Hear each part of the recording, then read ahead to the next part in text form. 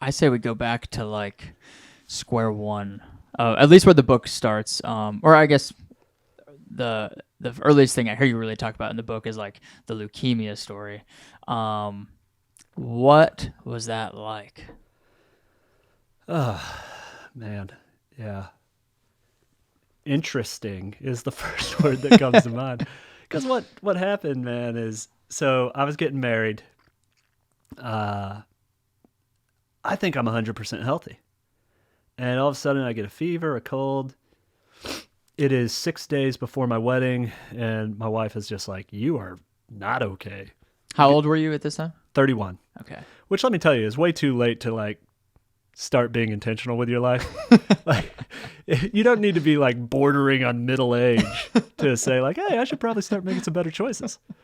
But you know, the stuff happens when it happens. So she rushes me to the urgent care. The urgent care takes a look at me for like 3 minutes, and they're just like, nah, just send me to the ER. Oh gosh. ER's tinkering with me for hours, running tests, like cutting into me, taking blood. And I'm at that point, I'm so hopped up on morphine and whatever, like chill pill they gave me to reduce the stress. I'm in an ambulance. I'm rushed up to Chapel Hill, and amazingly, I get to Chapel Hill, and the two nurses that are initially caring for me in the ICU, I kid you not, their names are Faith and Grace. Oh my And god. it's just like, well, you two were built for this, weren't you? You're in good hands. Yeah, exactly. And they diagnosed me with acute promyelocytic leukemia, which basically it like kills you in 5 days, or you've got a good shot. Oh my goodness. So I'm actually lucky that I came down with the fever and had an infection because it let them know that it was there soon enough. And, once I got into more of the chemo stuff and I'm sitting around in like those, I don't know if you've seen these, but it's like you're in all these chairs in a big open space and you're all getting your drug infusions. I'm sitting in there and everybody's like swapping cancer stories and they'd hear what I have. Like, oh, you got the good cancer. It's like, yeah. It's like I'm like a poser in the cancer world. Yeah. But I've never heard such a term.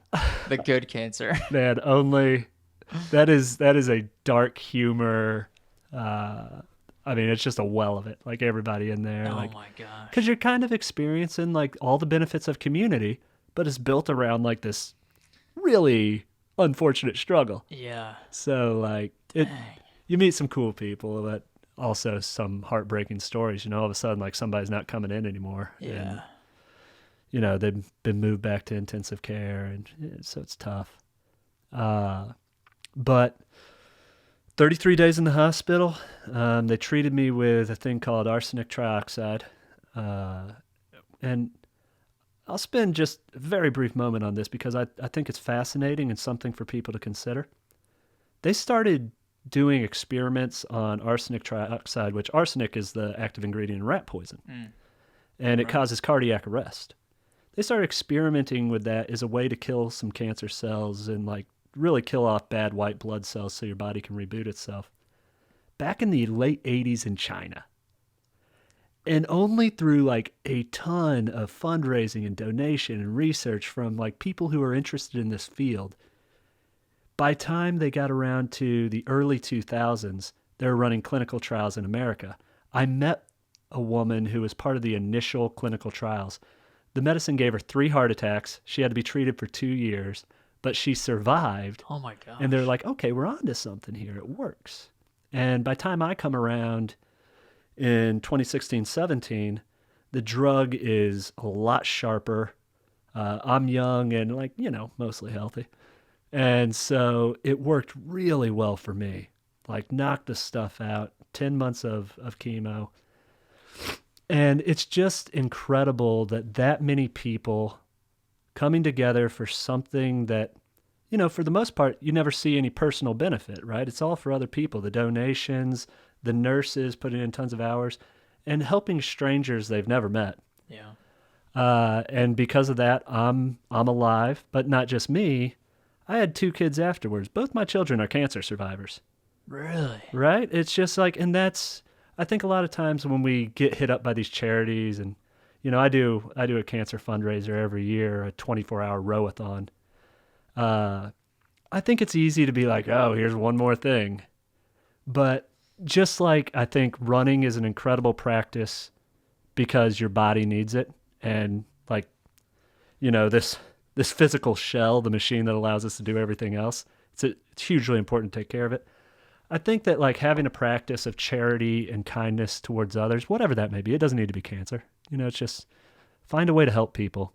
I think that is equally good for, the endurance of, your soul or whatever the thing is that makes you feel like Yeah. I am a helpful member of this species. Yeah.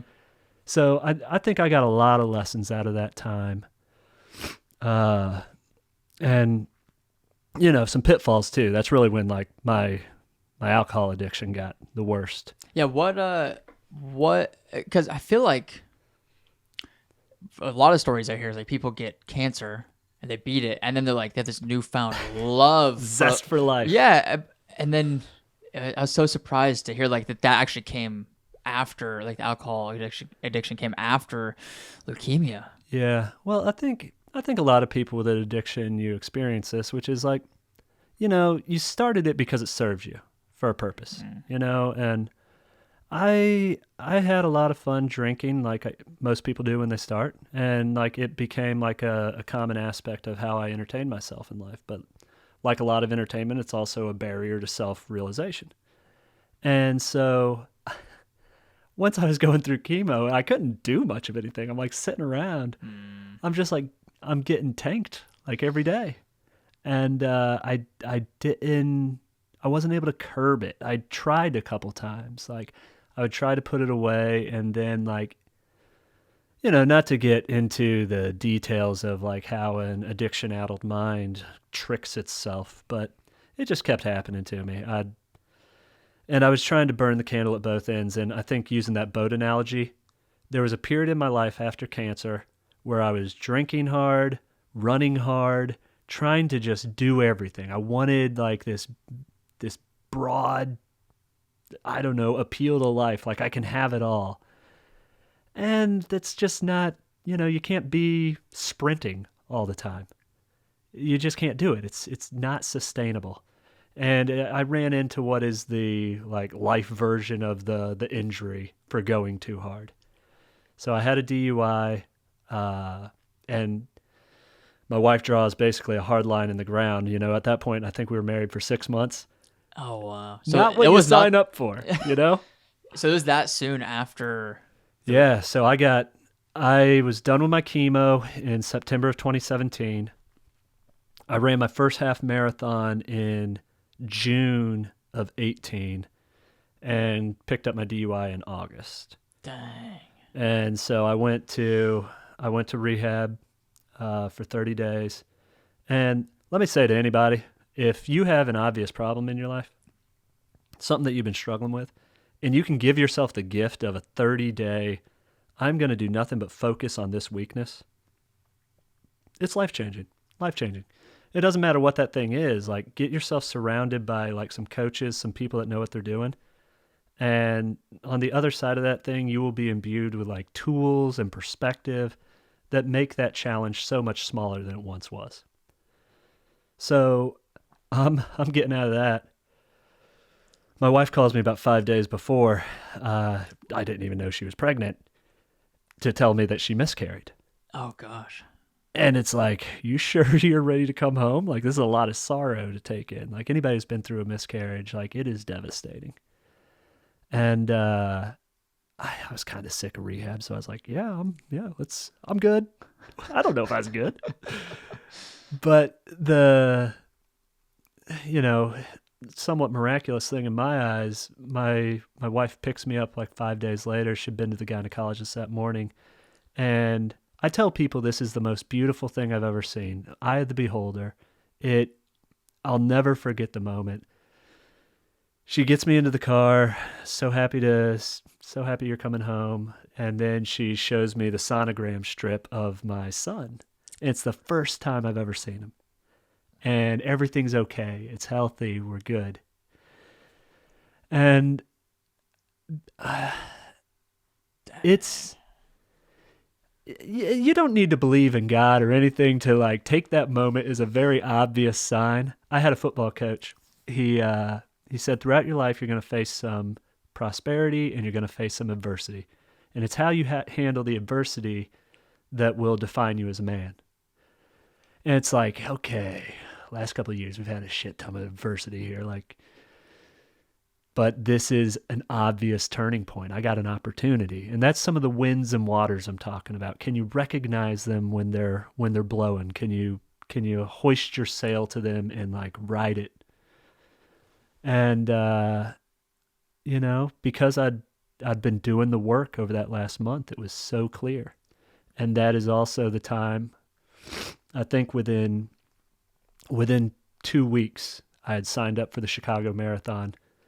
And I didn't really know why. I could just feel it. I had a sense, like, if I can do this, in my mind at that time, like a marathon is like impossible, can't be done. But if I could, well, then I'd prove something to myself about being able to commit and follow through and accomplish. And I'd be the person I needed to be for everything that was coming in life. And that's how I got into running.